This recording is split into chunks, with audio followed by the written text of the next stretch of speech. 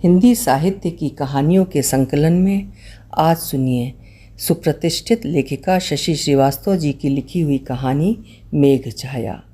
तो शुरू करें कहानी मेघ छाया। बाबूजी परेशान थे। उनके चेहरे पर बेहद लाचारी, बेबसी व बेचारगी के भाव थे। वे कभी इधर देखते, कभी उधर, तो कभी बारीक निगाहों से क्यारियों में कुछ ढूंढने की कोशिश करते, पर सफलता न मिलने पर निराश हो जाते। थक हार कर वे शुभ्रा के और अपने घर के बीच बनी बाउंड्री वॉल पर अपने दोनों हाथ रखकर खड़े हो गए थे। उन्हें शुभ्रा का इंतज़ार था। शायद वो अपने गेट में ताला बंद करने आए तो उससे मदद मांगे। शुभ्रा खिड़की में खड़ी थी। बाबूजी उसे देख नहीं पाए थे, पर वो देर से बाबूजी के सारे क्रियाकलाप देख रही थी। कुछ रख कर भूल गए होंगे, कहीं दवाई वगैरह वहीं ढूंढ रहे होंगे, उसने सोचा था। पर जब उन्हें अपने घर की ओर देखते पाया तब समझी कि उन्हें शायद उसी का इंतज़ार है। इतनी ठंड में बेचारे बाहर खुले में, वो भी इस उम्र में, उससे रहा नहीं गया था। वो दरवाज़ा खोलकर त्वरा चाल से उनकी ओर बढ़ गई थी। उसे देखते ही बाबूजी की निराशा की स्याही से पुते चेहरे पर उम्मीद की रोशनी चमकने लगी थी। क्या बात है बाबूजी, आप इतनी ठंड में यहाँ बाहर? उसने एक ही सांस में बाबूजी से पूछ लिया था कि वे पनियाई पथराई सी दृष्टि से कुछ देर उसे देखते रहे। फिर बोले, क्या बताएं बिट्टू, हम तो तंग आ गए हैं। अब बताओ, कोई गेट का ताला ही उठा ले गया, कोई मोटर चुरा ले गया तो दोनों महारानियां कहेंगी कि ताला मांग नहीं सकते थे। देख रही हो, इतनी तेज़ से टीवी चल रहा है, कोई सुनेगा हमारी? आपको ताला चाहिए, मैं ले आती हूँ। वो दरअसल अभी शेखर दफ्तर से नहीं आए ना, क्लोजिंग चल रही है, उन्हीं का इंतज़ार कर रही थी कि आपको कुछ ढूंढते देखा, सो उसने बाबूजी को ताला पकड़ाते हुए कहा। जुग जुग जियो बेटा, भगवान ऐसी बेटी सबको दे। पिछले जन्म में कुछ ज़रूर अच्छे कर्म किए होंगे जो तुम हमारे पड़ोस में रहने आई। भगवान भला करे तुम्हारा। जब भी कोई ज़रूरत होती है हमेशा तुम ही काम आती हो। कहते कहते बेहद भावुक हो गए। बाबूजी गेट में ताला बंद करने चले गए थे। लौट कर दोनों हाथ जोड़कर बोले, एक बार फिर तुम्हारा बहुत बहुत धन्यवाद बेटा। अब चलें सोए जाके, सुबह 5 बजे उठना भी है। दोनों टंकियां खाली हैं। आज बूंद बूंद टपक रहा था हमारे बाथरूम में। सुबह उठकर सबसे पहले ये वाली टंकी भरेंगे, फिर बाकी। तुम देखना बेटा, हम नहीं रहेंगे तो ये साले बूंद बूंद पानी को तरसेंगे। 2-4 कदम चलकर घूम कर वे बोले थे। पर सुबह पानी भरने की बाबूजी की भी तैयारी धरी की धरी रह गई थी। वे रात में ही सारी चिंताओं से मुक्त हो गए थे। सुबह जब राजकुमारी आई तब उसने बताया कि बाबूजी की अंतिम यात्रा की तैयारियां हो रही हैं। कल रात बाबूजी से बात करते वक्त उसने सोचा नहीं था कि उससे कहे गए शब्द उनके मुंह से निकले अंतिम शब्द बन जाएंगे। चलो जरा मैं भी बाबूजी के अंतिम दर्शन कर लूँ। भरी आंखों से राजकुमारी की ओर देखा था उसने। राजकुमारी के साथ उनके लॉन में पांव रखते ही भीतर से लोगों के बोलने की, बच्चों के चीखने चिल्लाने की आवाज़ें आने लगी थीं। जाड़े की वजह से खिड़की दरवाजे बंद थे, वरना उसे भी सुनाई पड़ता। अच्छा खासा शोर था। पेड़ पौधे जैसे अपनी भवितव्यता भाप गए थे, सो निस्पंद से सिर झुकाए शोक में डूबे खड़े थे। एक पत्ती भी नहीं हिल रही थी। शुभ्रा ने भर नज़र सारे पेड़ पौधों को देखा। बाबूजी की तरह उनका भी अंत सन्निकट था, वो जानती थी। घर का माहौल सामान्य था। मौत जैसी भीषण त्रासदी घटी है, देखने में लग नहीं रहा था। राजकुमारी बाबूजी के कमरे की ओर चली गई थी। उसने भी उसका अनुसरण किया था। उनके अंतिम दर्शन कर राजकुमारी के कहने पर कुछ देर बरामदे में बिछी दरी पर बैठ गई थी, जहाँ 2-3 वृद्धाएं पहले से बैठी थीं। बातें पहले दिन पर दिन खराब होते जा रहे मौसम की हुई। बाबूजी की जान इसी जानलेवा ठंड ने ली है। बड़ी बहू ने अपनी आंखों में भरकर आए आंसुओं को पोंछते हुए कहा, हाँ ठंड तो बहुते पड़ रही है। वहीं बैठी तीनों वृद्धाओं ने बड़ी बहू की हाँ में हाँ मिलाई तो शुभ्रा ने देखा कि उनके चेहरे पर खौफ की कालिमा पसर गई थी। उन लोगों ने आतंकित दृष्टि से आंगन में बरस रही कोहरे की बूंदें देखीं और सहमी सहमी निगाहों से एक दूसरे को देखा और ओढ़ी शॉल को और कसकर लपेटा और घुटनों पर हाथ रख धीरे धीरे उठकर खड़ी हुईं और थके कदमों से वहाँ से पलायन कर गईं। वृद्धाओं के जाते ही बाबूजी की बड़ी बहू का गुट मुखर हो उठा। वे लोग दबे स्वरों में अपनी सामान्य बातों यानी पढ़ाई लिखाई, खेल कूद से लेकर टीवी सीरियलों तक आ गए थे कि स्वर भले दबा हो पर बातचीत में कई बार प्रतिज्ञा, इच्छा और आनंदी के नाम सुनाई पड़े थे। यूँ लग रहा था कि खाली वक्त है, करने को कोई काम तो है नहीं, सो बातें करके ही समय काटा जा सकता है, और वे सब यही कर रहे थे। पर तभी शहर में रहने वाली बाबूजी की दोनों बेटियां आ गई थीं। उन्हें देखकर बड़ी बहू का गुट संजीदा हो गया था।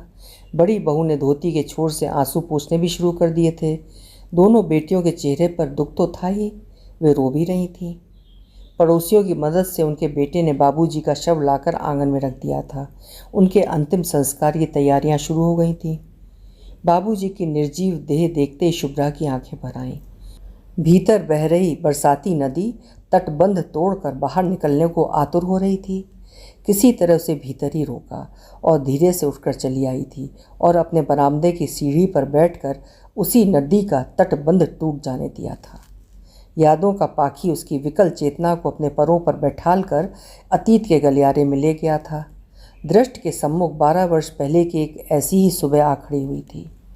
उस मनहूस दिन क्रूर नियति ने पूरे परिवार की आनंद निद्रा में निमग्न आँखों से सुनहरे सपने नोच उनमें चिता की राख भर दी थी। नियत नियंता के इस वज्राघात से हतवाक पांचों प्राणी किसी सांघातिक रोग से पीड़ित रोगी से लगने लगे थे। पिता तूफान में जड़ से उखड़ गए वृक्ष जैसे एक जगह बैठे तो बैठे ही रह गए थे।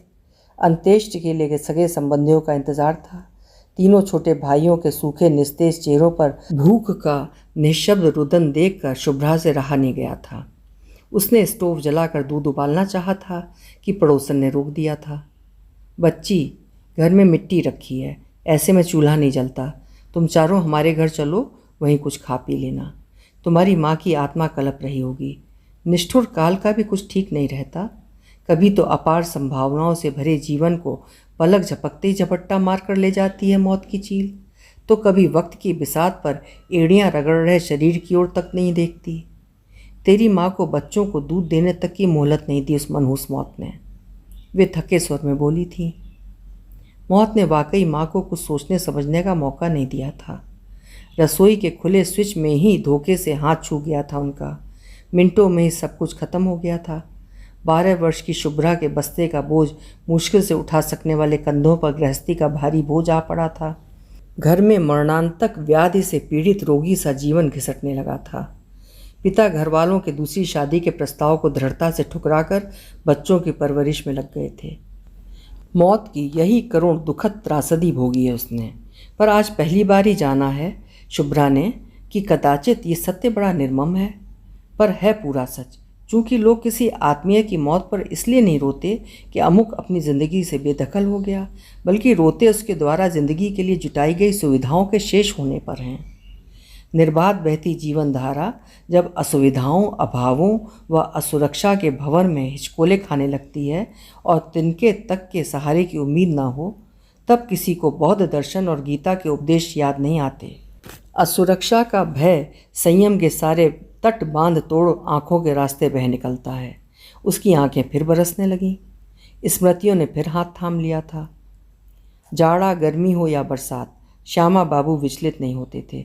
76 साल की उम्र में भी अदम्य जिजीविषा व जीवट था उनमें। वही जीवट हार नहीं मानने देता था उन्हें, ना हाड़ कांपती सर्दी से, ना देह झुलसाती लू लपट से। मौसम क्या मेहमान है दिनों के, एक आता है दूसरा जाता है वाली सोच के साथ अपनी जरा जीर्ण काया को किसी न किसी काम में सतत संलग्न रखते। इसीलिए स्वास्थ्य उनकी पहरेदारी कर रहा था। बुढ़ापे की रोगी काया को बोझ बनाने से अच्छा है हाथ पैर चलाकर रोग को अपने पास भटकने ही ना दो। इससे काया तो निरोगी रहेगी, दूसरों पर बोझ भी नहीं बनना पड़ता है, वे अक्सर कहा करते थे।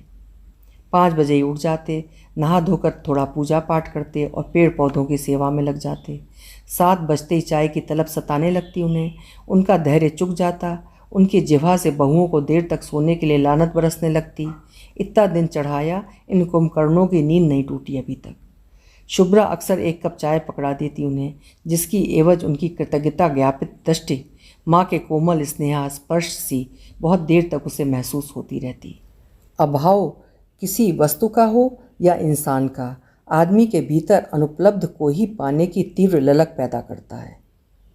प्रवास में किसी बुजुर्ग की छत्र छाया को ललकता शुभ्रा का मन कब उनका आदर सम्मान करने लगा और कब उनकी बहुओं की आंखों में खटकने लगी वो जान नहीं पाई।